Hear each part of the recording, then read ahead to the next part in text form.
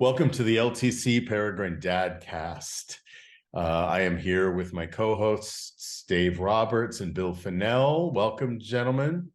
It's always good to see you. And it's a crazy time in this world. Everybody's going through something. And one of the things that I've noticed, and for those of you that are joining us, I'm jumping right in here, but for those who are joining us for the first time, I'm Henry Cameron Allen. I'm the founder of the Lost Travelers Club, which I started out of the ashes of the passing of my son Cameron to brain cancer when he was 13 years old.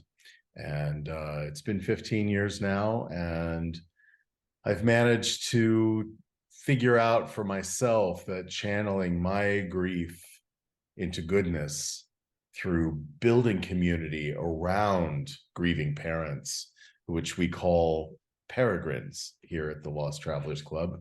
And if you go to losttravelers.club, you can find all about what we are, who we are, about how the name peregrine came to be as a descriptor for parents who are grieving. To date, there hasn't really been any word in any language like widow or orphan. And peregrine ticked all the boxes when that came. So go research it, go look it up and see why it works. I want to allow each of the co-hosts here, Dave and Bill, to introduce themselves and what they do. And they're both part of our Lost Travelers Club Peregrine Council, who are all veteran peregrines that advise and support the functioning of the Lost Travelers Club. So Dave, why don't you go ahead and introduce yourself and what you do and why you're here.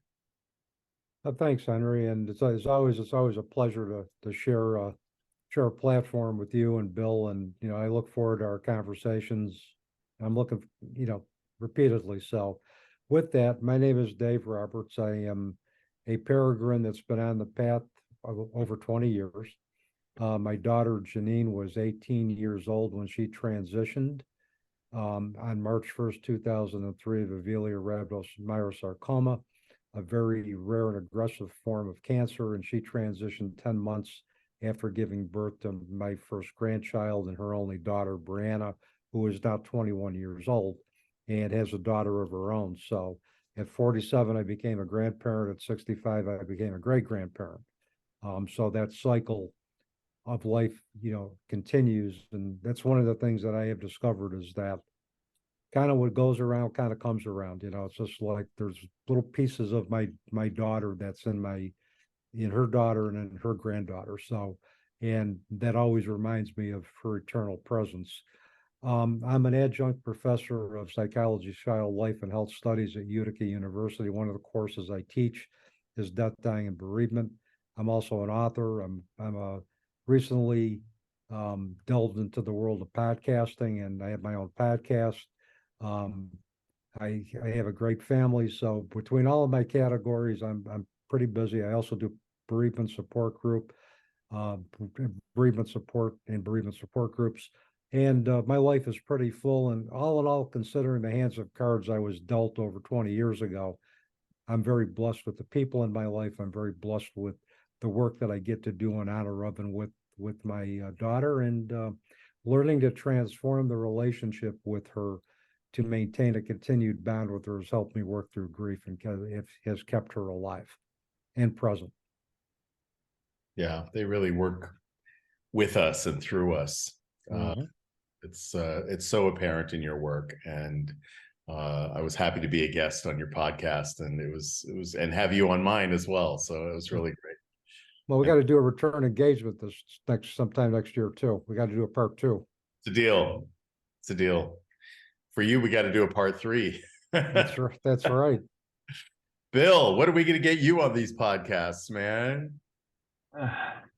Let's introduce you. Tell us a little bit about your story and what you do. Okay, so my name is Bill Fennell. I currently reside in Indiana in the U.S. I'm here because of my daughter, Caitlin. She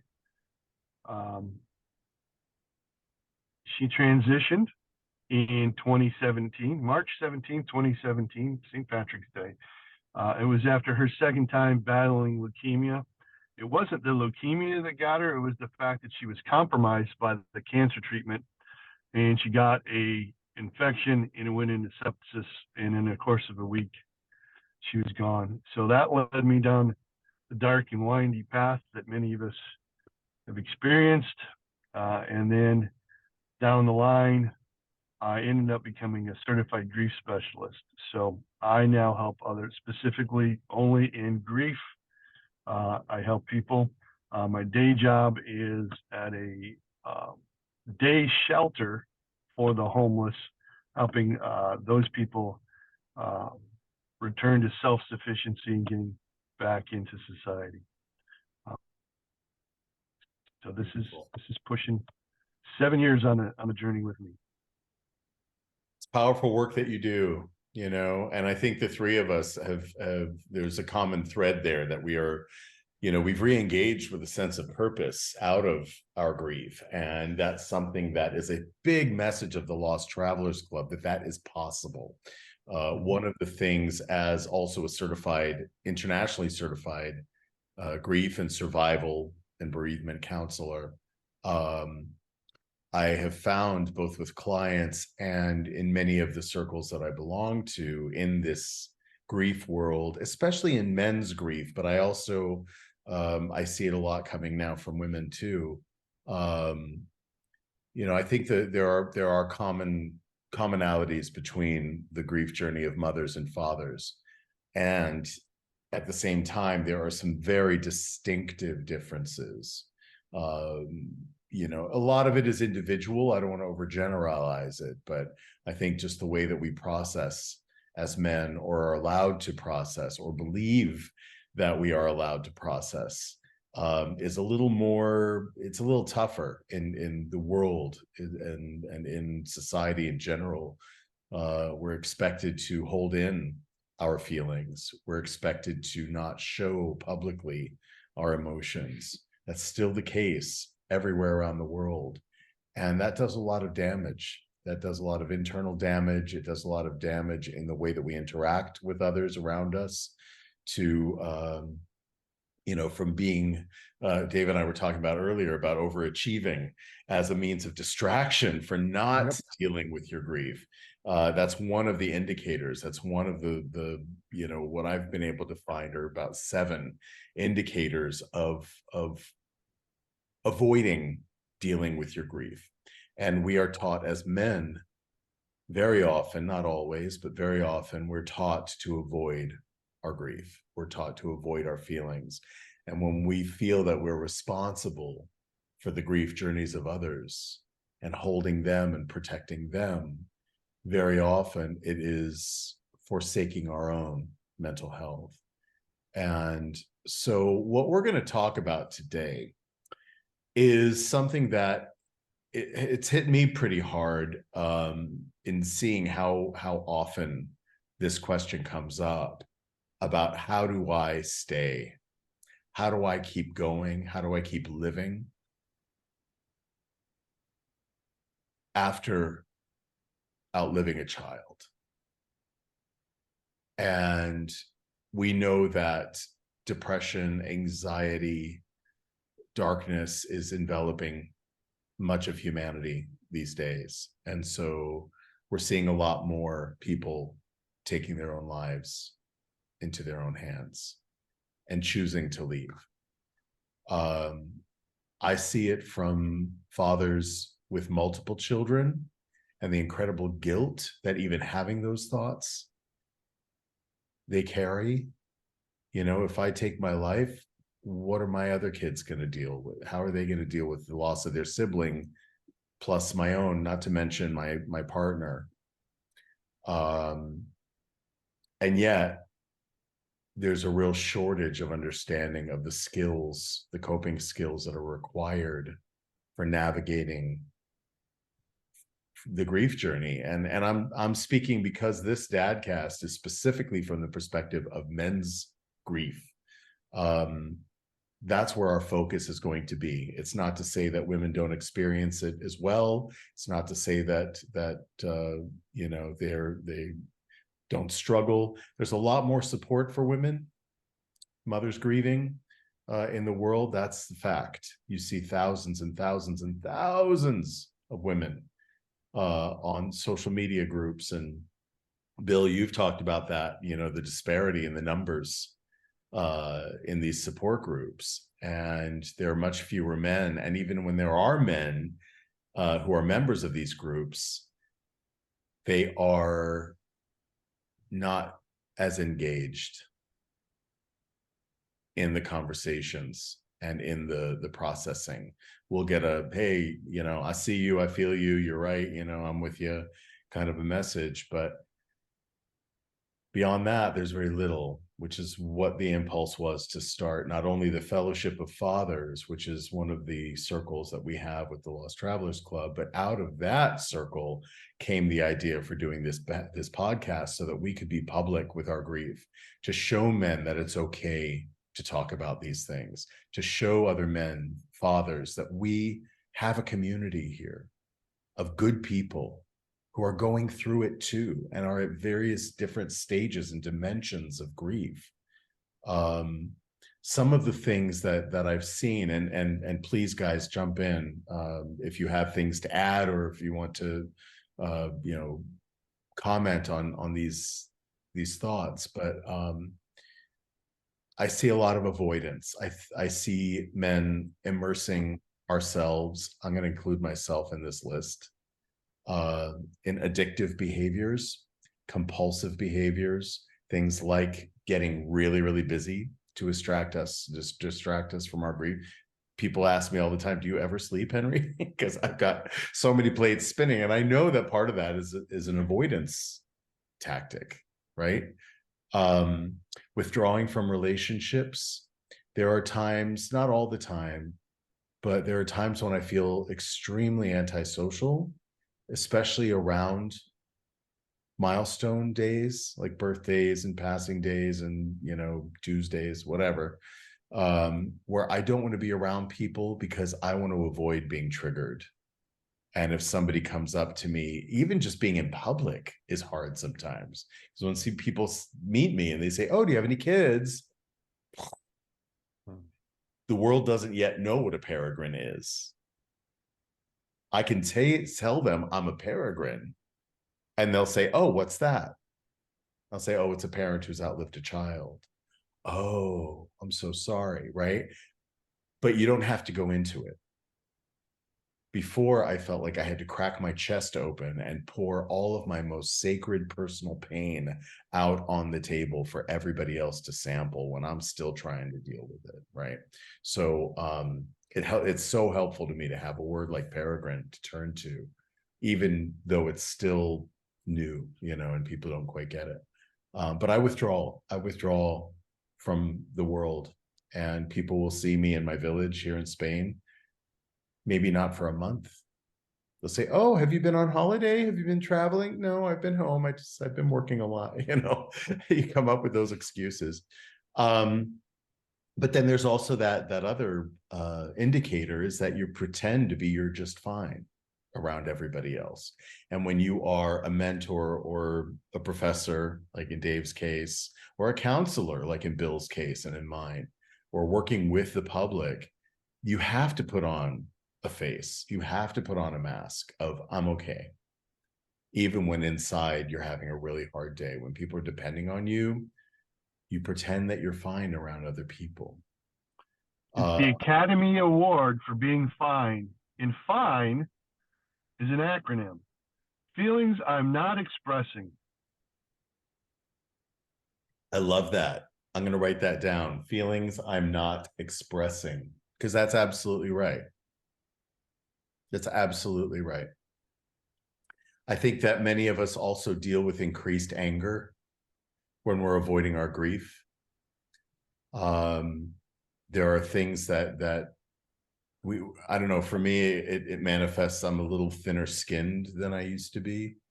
And so sometimes my anger feelings will bubble up, and I don't want them to. and I can't control them when they come up in the moment, and I regret it later. But again, you know, I gotta forgive myself because I can't control it always. So let me ask you about that thin skin. Yeah. Is that with everything?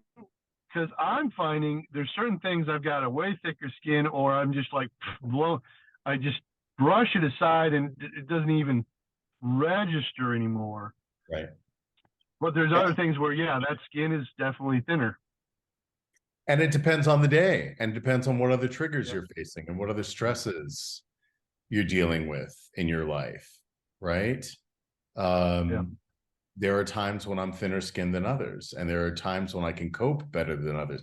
We talk a lot about in this group about what I call tsunamis, which are these massive waves that hit you, these triggers that come up from behind, knock the wind out of you, knock you off your feet, and you can't breathe, and you feel like you're drowning. You don't know where it came from. Sometimes you don't even know what triggered it. You can, most of the time in hindsight, identify what that trigger was, and then take steps to avoid those kinds of triggers.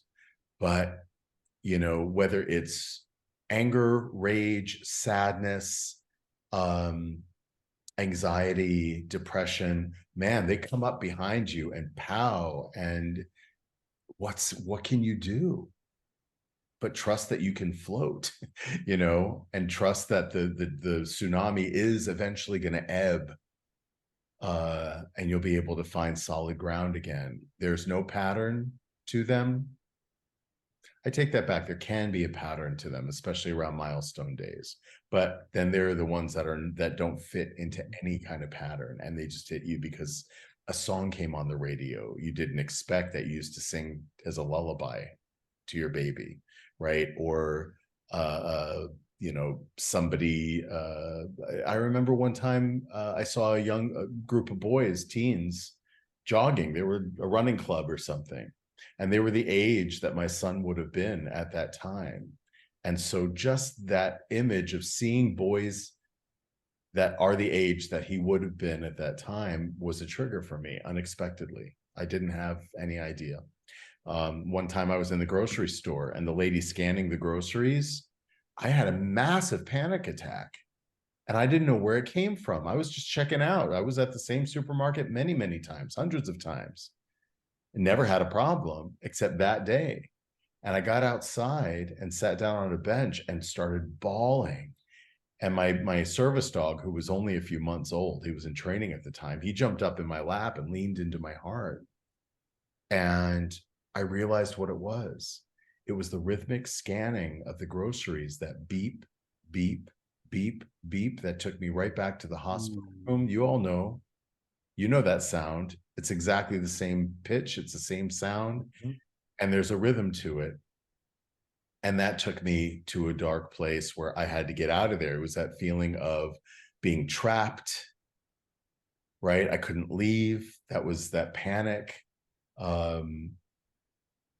I don't know. It was unexpected. And so I think those kinds of things are an indication that you're not dealing with your grief. You're not facing it and working with it necessarily. The next one is sleep troubles.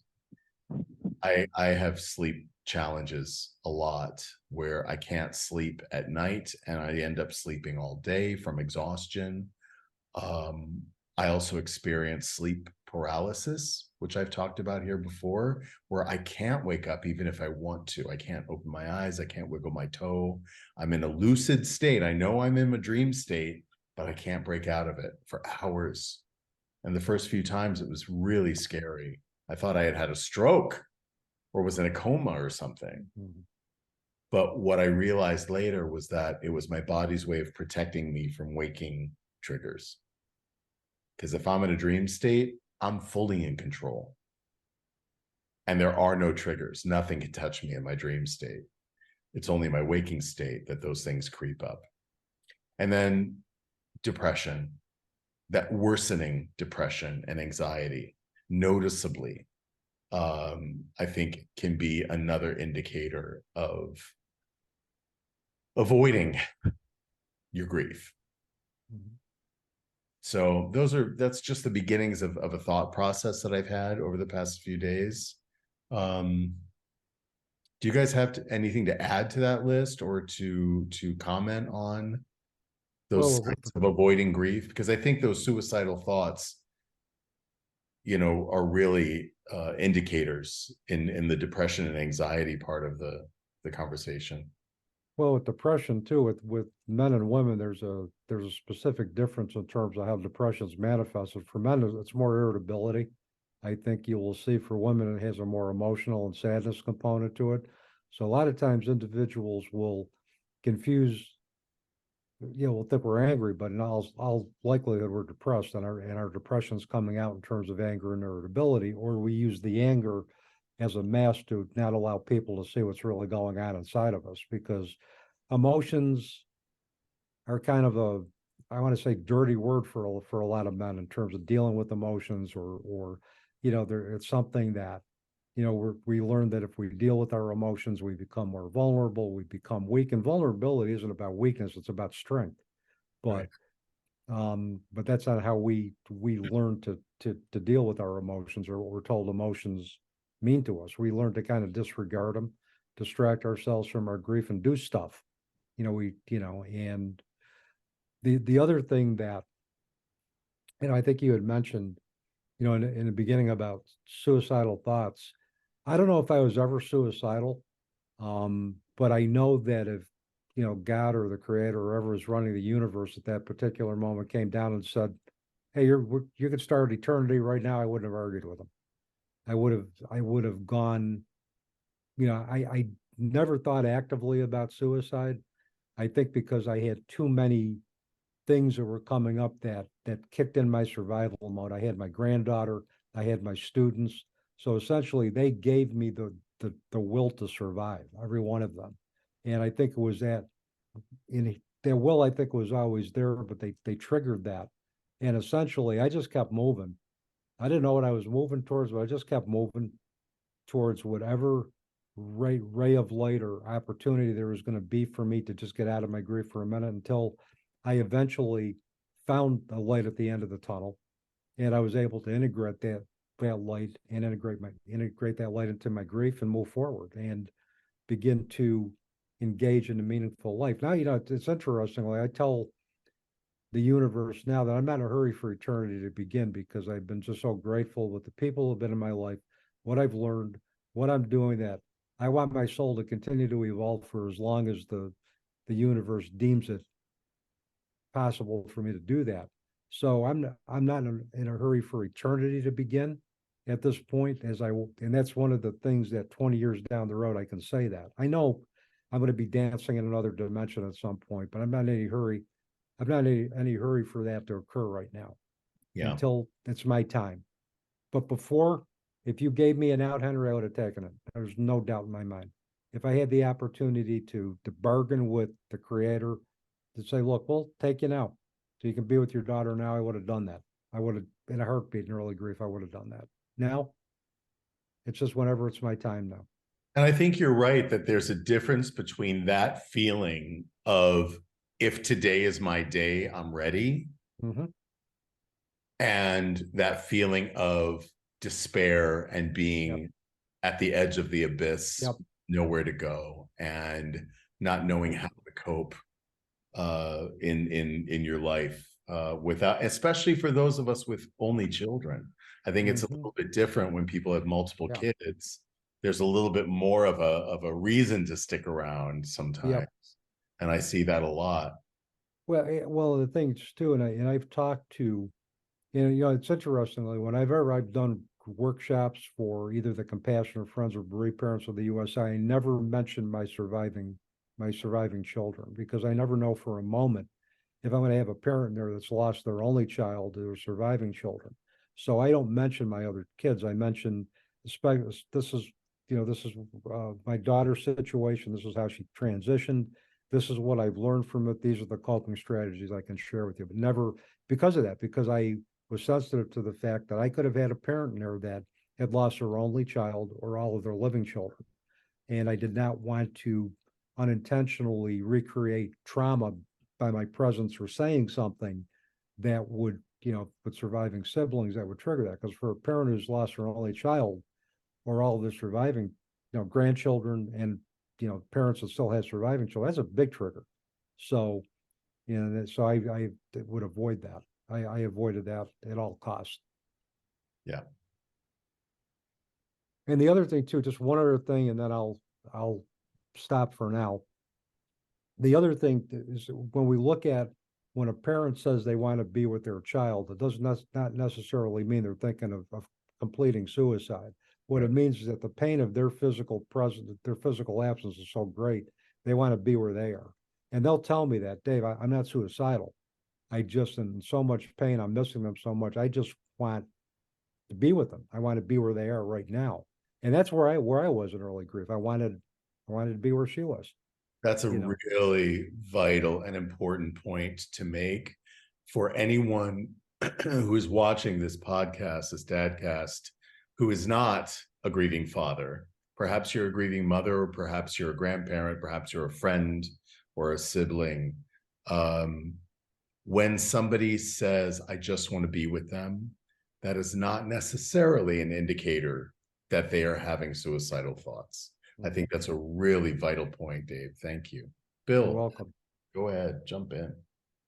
Okay, so I've been in that dark spot. I was making the plans, that's that you've crossed the line moment where it's time to get help. So I sought out the help and got talked off the ledge, essentially. But going back, from the day we're born, we're taught sad is bad, don't cry, grieve alone, be strong for others, especially as men. These things are drilled in us. We are not allowed to experience emotions. It makes people uncomfortable, other people, so they'll figure a way to get out of the room or whatever rather than talk about emotions. That's why it's, at the funeral home, it's so uncomfortable. We don't want to talk about emotions. But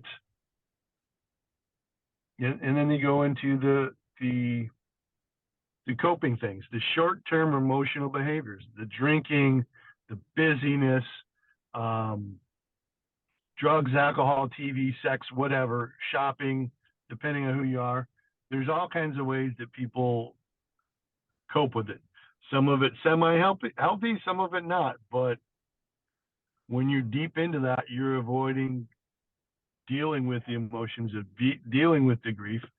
And there is no around it, above it, below it. You have to go through it and you have to deal with it, or it's always going to be there. Even though I'm going to caveat that when you go through it, it's still going to be there, but you've dealt with parts of it that hold you in place. You can get to the point where you can remove pain from just overpowering you. Doesn't mean it's going to disappear entirely, but you can get help to get where it is not going to just consume you. But yeah, the suicide and the men, prior to us turning on the camera, I shared, I have a good friend that we believe committed suicide recently, and he struggled. And there are lots of men that just struggle.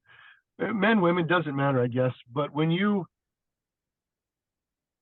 suicide, I'm not going to judge somebody for their suicide, but there's parents behind, spouses behind, cousins, sisters, friends, people that you don't realize you're an inspiration to them.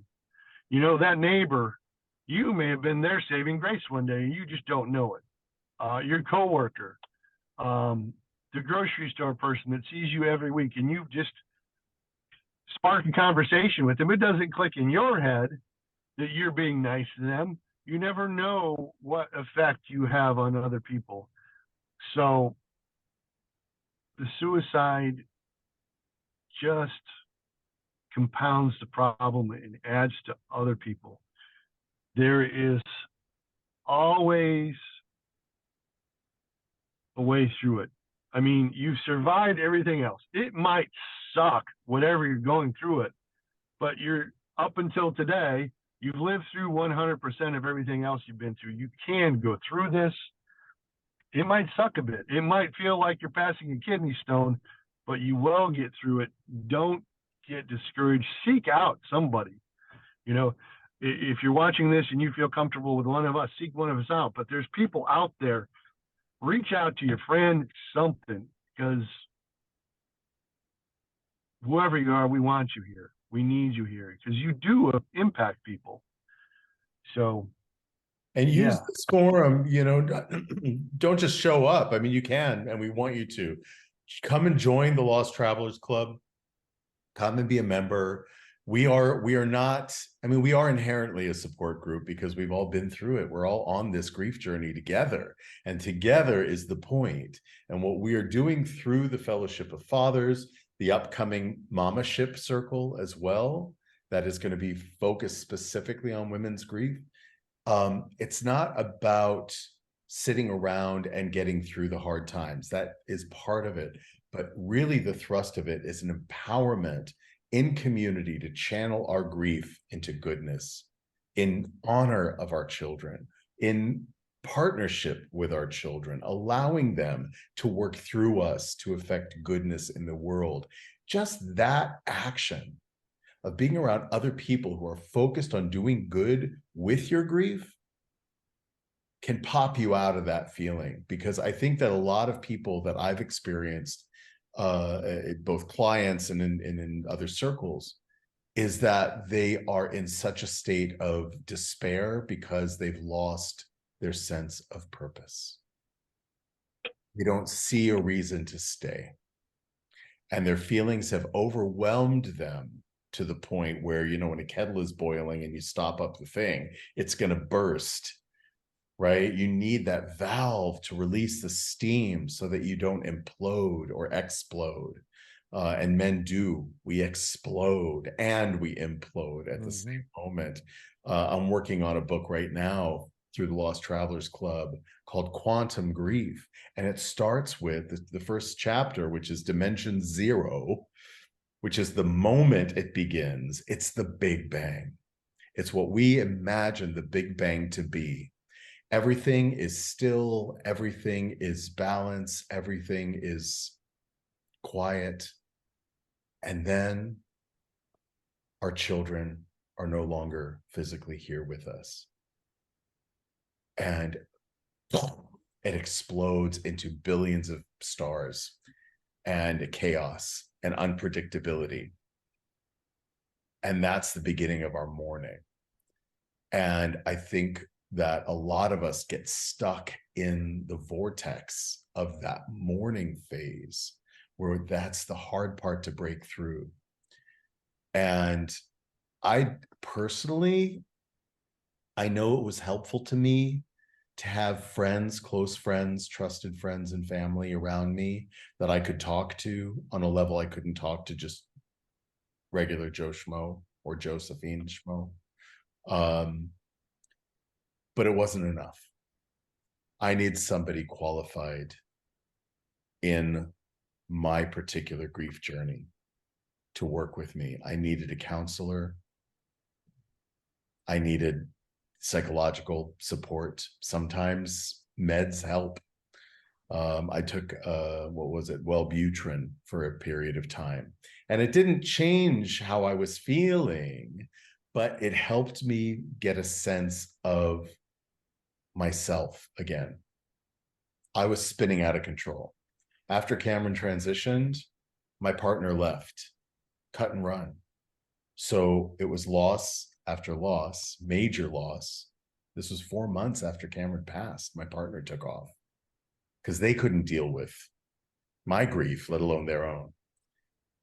And likewise, many people in my immediate community took off, never to be seen or heard from again. I can't sit in blame. I can feel my hurt. I was really hurt. Close friends disappeared out of my life. And that feeling of abandonment, not only abandonment by my child, which of course carries with it that guilt. How can I feel that they abandoned me? It wasn't their fault. What happened to them? You know, even if they left by completing suicide, it wasn't their fault. And blame is part of the journey. It's part of that Big Bang phase. It's more in a one-dimensional area after the Big Bang numbness wears off. And then you're just sort of sitting in your mourning. It's a passive state. You can do nothing with your mourning until you reach that very thin membrane that you break through from mourning into grieving. Mourning is passive and temporary. Grieving is active and permanent. And the first step in grieving, once you're on the other side of that membrane, is acceptance. Acceptance that what happened, happened, that it was not your fault, that it was not your child's fault, no matter how they went. Some get a little muddier. You know, if they were, we have several men in our group whose sons were killed, you know, when they were riding their motorcycles and somebody went through a stop sign or were under the influence. And, you know, and of course, yeah, that person's at fault, but then we don't know their biography either.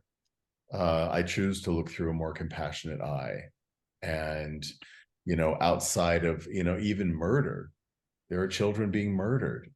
How do you not villainize, right? And when we fill ourselves with so much ire and so much hatred and so much finger pointing and blaming, you know, we're trained from early childhood, I think with fairy tales, to look for the villain. Look for the villain. We see that in the world right now with countries pointing fingers at one another, calling the other a villain, religions pointing fingers at others, saying you're a villain. If you don't believe the way I believe, you're a villain. And I think that's becoming, I hope it's becoming passé. I hope it will become passé in our humanity, because it doesn't serve anything. It doesn't fix any of the problems. My grandmother used to tell me, you point a finger at somebody else, you've got 3 pointing back at yourself. Check yourself and what the trigger is in you. Don't worry about the other person. Forgive them. Forgive them. They don't care one way or the other how you feel most of the time. You're not forgiving them for their sake. You're forgiving them for your own peace. And that your core of peace is what is vitally important in moving forward in your grief journey. And when you're not feeling that core of peace, and we will share some skills, some practical tools. The 3 of us have very full rucksacks, our lost traveler rucksacks that we've gleaned, and we're going to share them with you before the end of this DadCast. But understand that there are people that are qualified to hold your hand through this. If you're feeling immediately in despair, like you are a threat to yourself, if you're in the United States, dial 988. That's the first thing you see on our website. If you're having a mental health emergency, dial 988. Just do that one thing. There's going to be somebody certified, qualified on the other end of the line to help you through that emergency. If you can't do that, take a half step back in the moment that you're in. Take a deep breath, hold it, and then release it. Do that several times. That's going to affect your entire vagus nervous system and bring you into a place of a little more stability. Little acts matter. They have great impact. One of the other things that I've seen in the disparity between men's grieving journey and women's is that very, very often workplaces, places of your employment, will give time off for mourning. Many will only give that to women, to mothers. I've experienced that it's rare that men will be given that time off for their mourning period. Have you guys experienced that? Is it they don't, or that men aren't asking for it. Both. I haven't come across that, but I'm sure in the tough guy mentality, there are people who belittle or judge or whatever you want to call it, the guy, oh, come on, you need to be over it, you know, when they're struggling for it. You know, some places need to start really looking at their bottom line. What does it cost you for that employee who is struggling? Well, let's say he just quits and you have to retrain it. You have to hire somebody to train them. The cost of that, or the cost of lost productivity while they are flubbing through, or they can't do something. There's immense cost. Maybe spend $1,500, send somebody, say, look, I'm going to pay for it fully for you. Go to a counselor.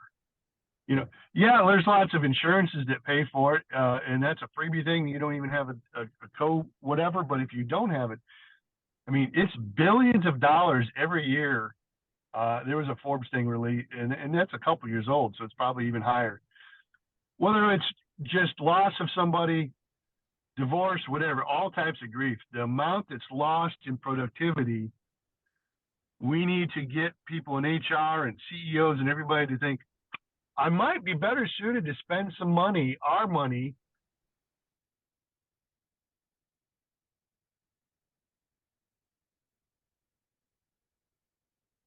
talking about the need to get help. There's that period for a lot of people where they're not ready for counseling, but they need something. In my experience, Compassionate Friends, they're international. Go to their website, find out where the locals chapter is. In the beginning, finding another parent or sets of parents who've gone through it is just amazing, because you can go there and you can break down. You're not going to get judged, and they get it. Caveat, that group is not the end all be all of the treatment for you. It can only take you a little bit, or a lot, but it's not going to be the all encompassing. But it is, those are the only people that get the insanity of what we've gone through. You go every month, you meet other parents, you get ahead of the curve, and maybe you're helping another parent who just came into this group. And the benefit that you get when you share it and you see the eyes open or whatever in the other person is tremendous. When you can help pull them up one step, it's amazing. And that itself is a big part of recovery, when you can go and help somebody. And, you know, it's maybe you're not fully recovered, and that's a tricky term in itself, but Right. But helping somebody to that next level helps you obtain another level. But yeah, Compassionate Friends, sometimes you do have to find the right group, but and they've got there's online Compassionate Friends in Facebook, and I believe there's online not YouTube, Zoom meetings for it. It's a very beneficial group when you're early on. It's huge for the early on person. Absolutely can be. And there are also, for people who attend a church or a synagogue or a mosque or a temple, there are often bereavement support groups for those first stages of grief.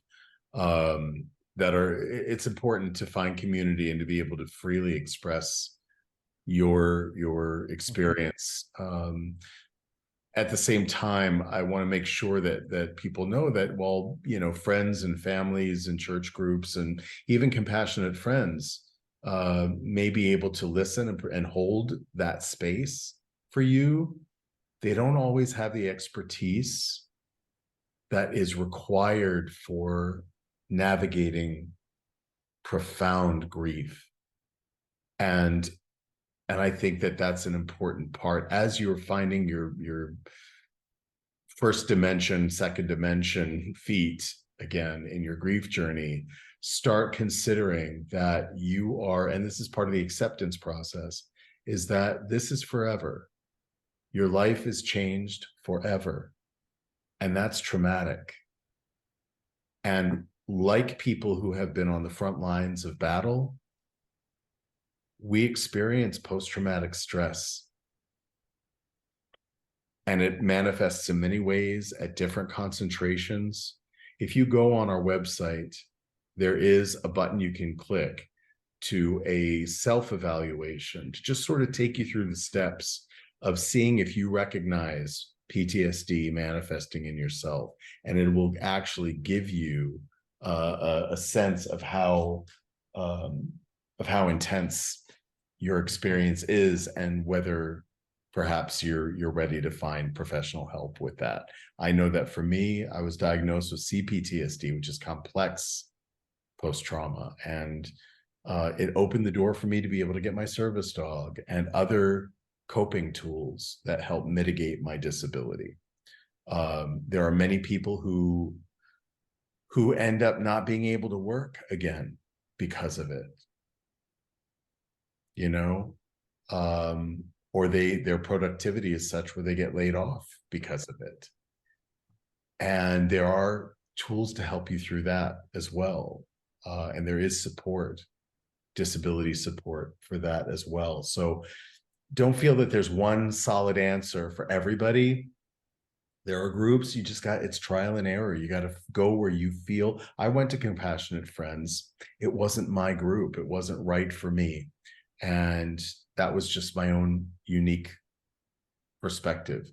It was helpful for some of the people there. For other people, it wasn't. But you got to try it. At least reach out and find those groups where you can feel supported. Yeah, there's enough to choose from. You know, there's Plenty. enough of a variety, and there's more for women, but definitely look it out. Yeah, you know, one of the things, if I may, and I know we're probably getting close to our time here, but I'll just do this real quickly. You had mentioned about work and bereavement leave and where men fit in the whole picture.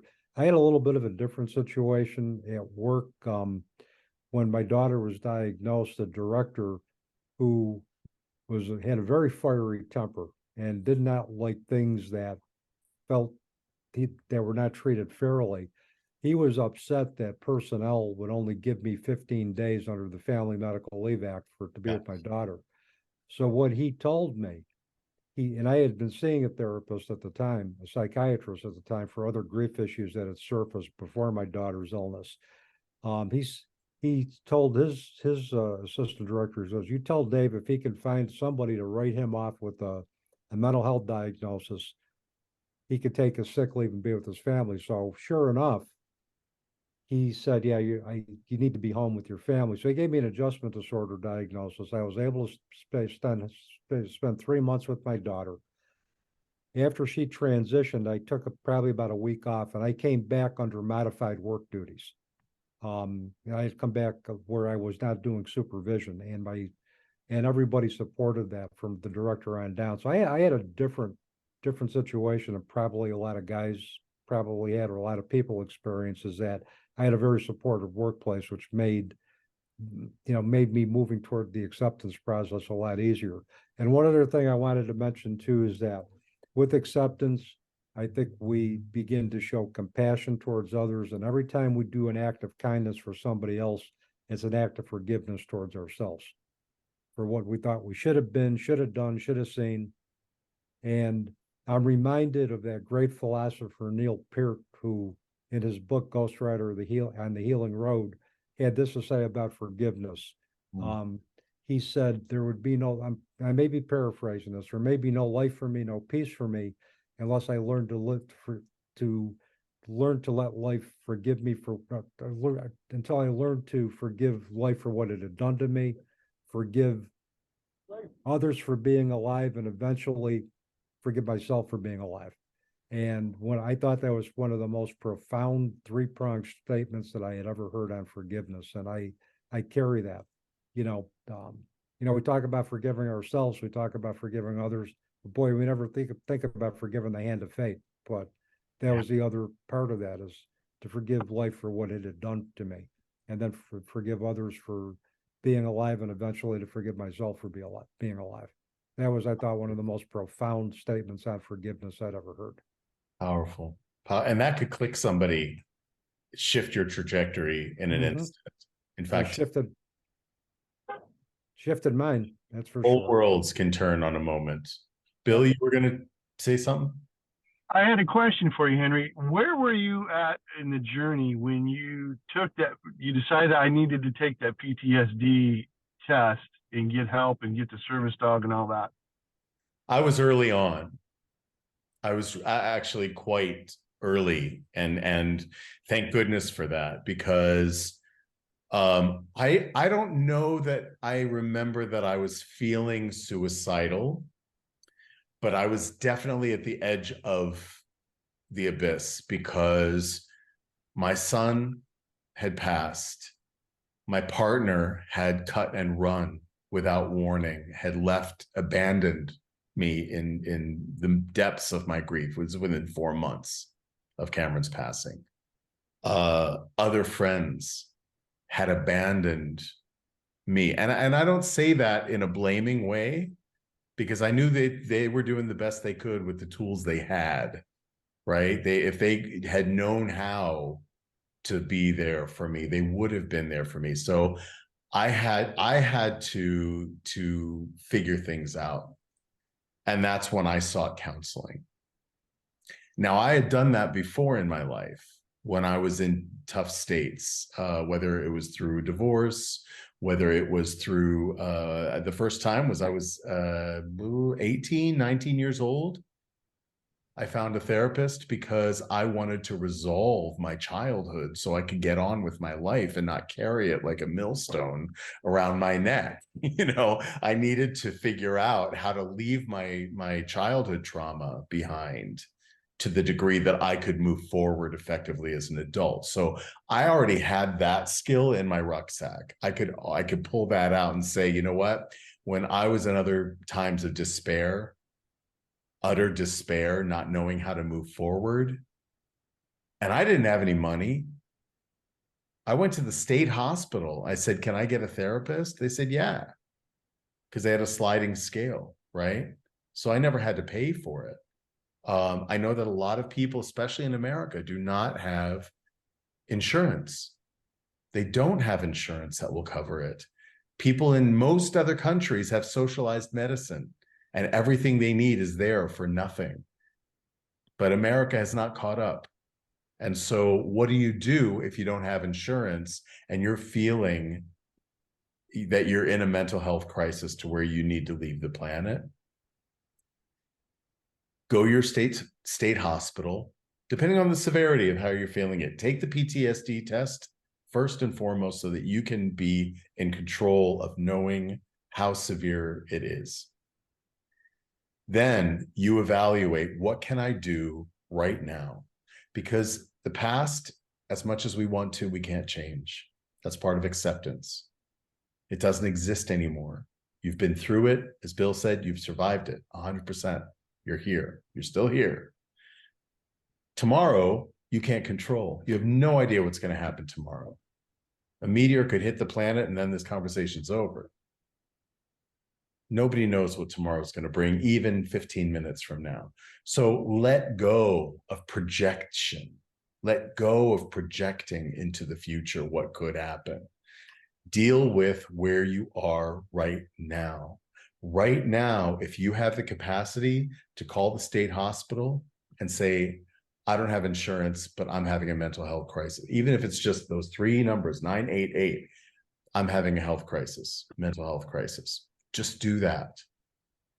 Because to connect to other people is part of our human nature. That is who we are. We're not meant to be isolated from one another. We need other people. Okay.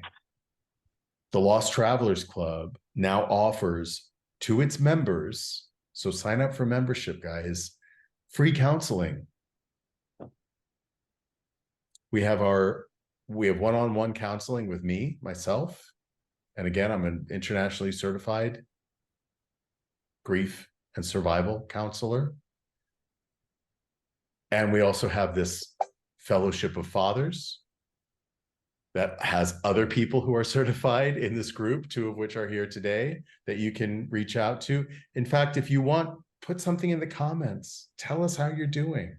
Tell us how you navigate, right? Engage in the comments here, or send an email, info@losttravelers.club, and we'll get back to you on that.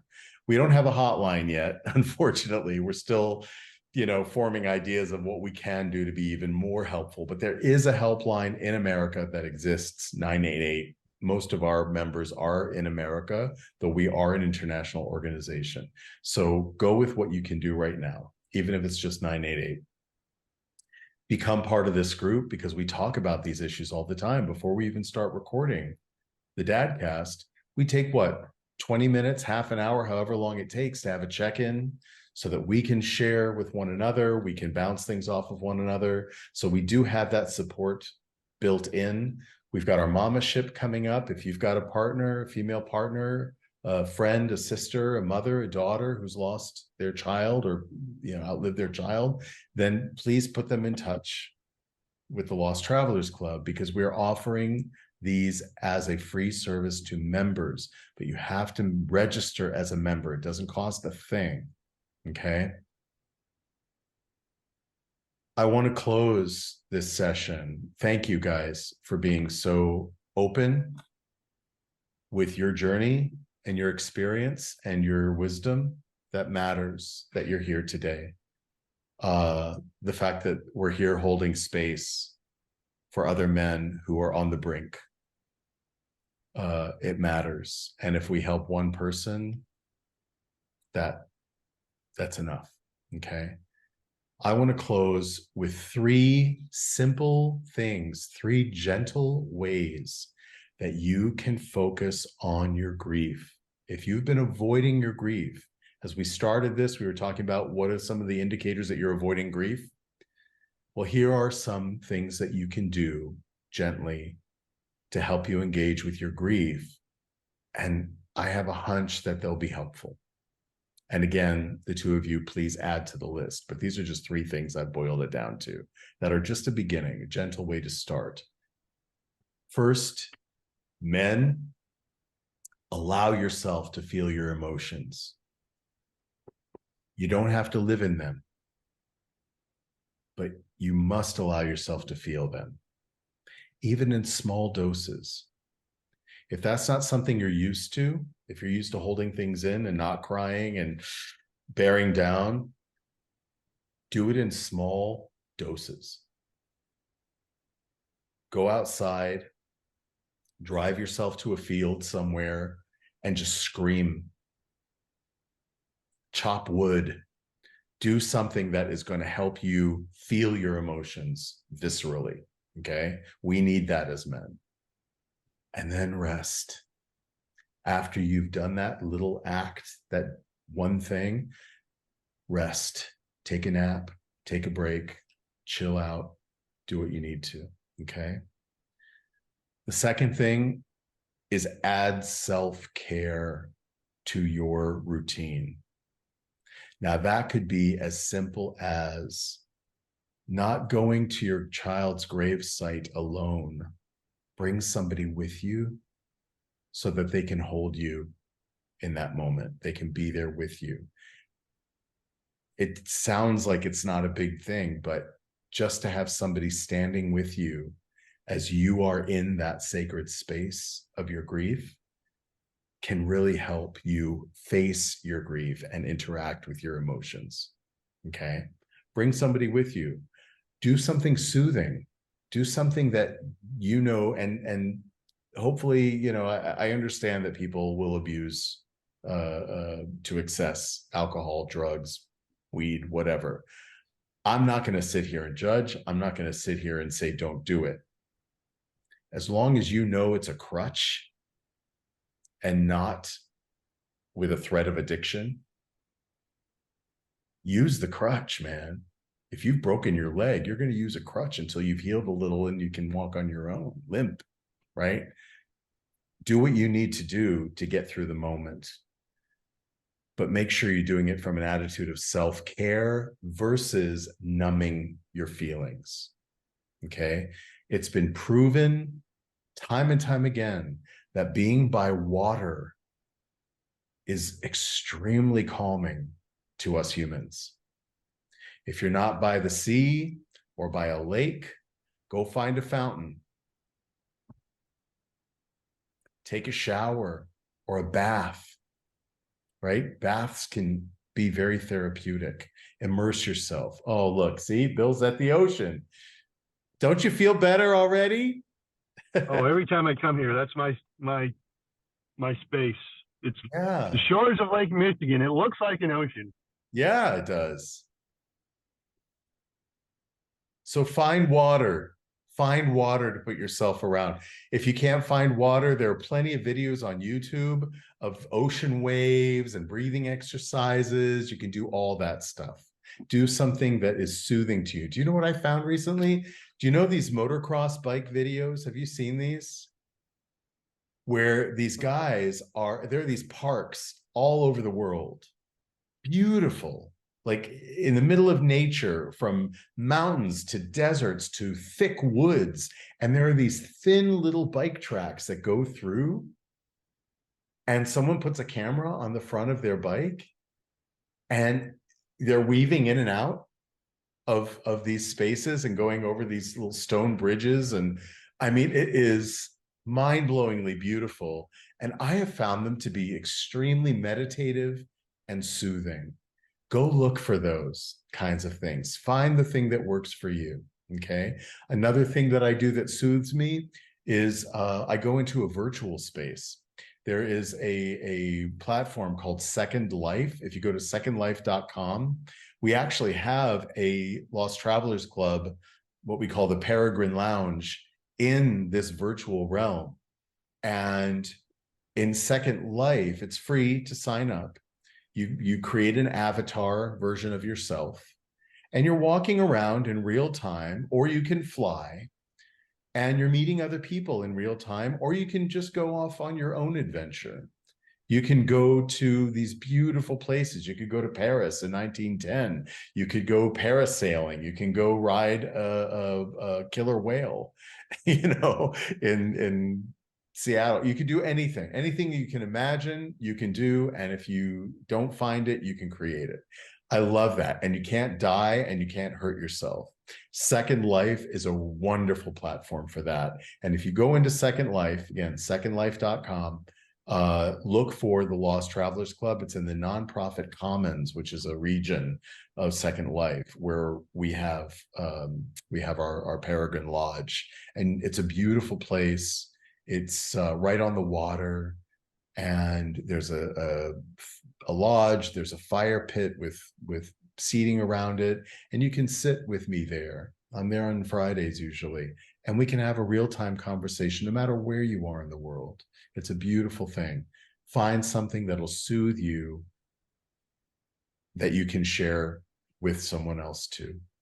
And the third thing, which I think is helpful for a lot of men, a lot of us, I'm not gonna say all of us, but a lot of us require structure to feel safe. So when you do these things, especially the feeling your emotions, set a time limit. Say, I'm going to allow myself to go into my deep emotional state, my deep emotional trauma. I'm going to sob, I'm going to rage, I'm going to scream. Set an egg timer, or on your watch, set a time limit for it, because then you're creating space for your emotions and your grief. But again, there's a limit and you're in control of it.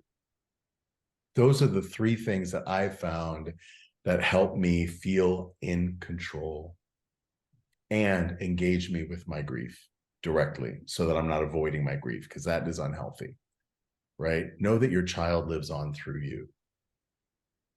They live in your body now instead of outside your body. They live through you. Let people get to know them through you. Honor their memory, but also give yourself a break from the pain. Re-engage with life. Every time you laugh, hear your child's laughter coming out of your mouth. Living your life, laughing, re-engaging with your joy, those don't diminish your love for your kid. They're not selfish. In fact, it's the way for me that I've reconnected with my joy, which is my son. For years, I said, my joy left with Cameron. Well, I was wrong. I'm the first one to admit it, because he didn't leave. He's still here. He's right here all the time. Any last things, guys? Any reflections or things to add? Tools? Just show grace to yourself whenever you can. Yeah.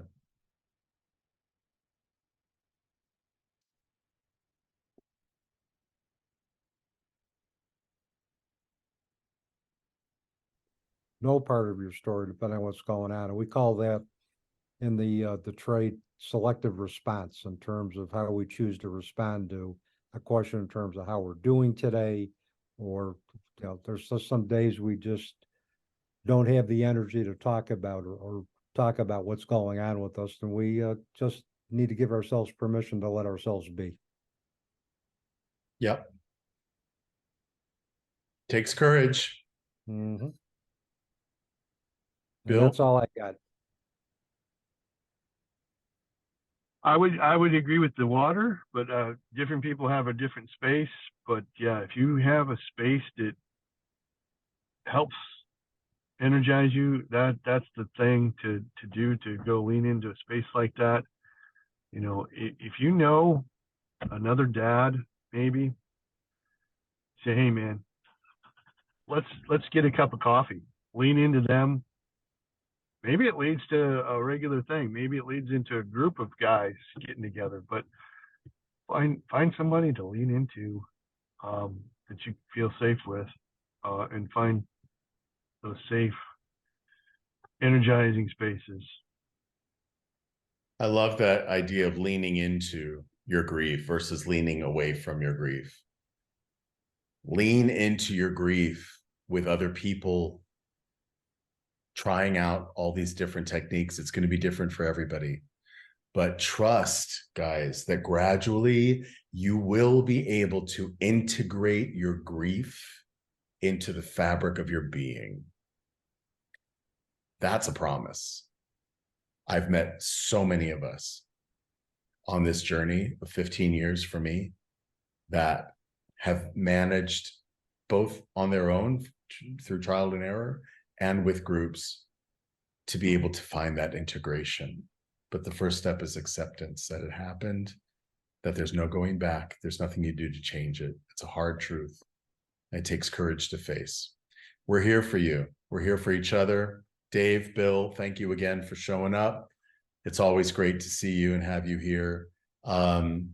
If you're watching this and you're inspired to become a member of the Lost Travelers Club, please join us. Men, women, we're developing programs for siblings as well. If you go to losttravelers.club, you can become a member.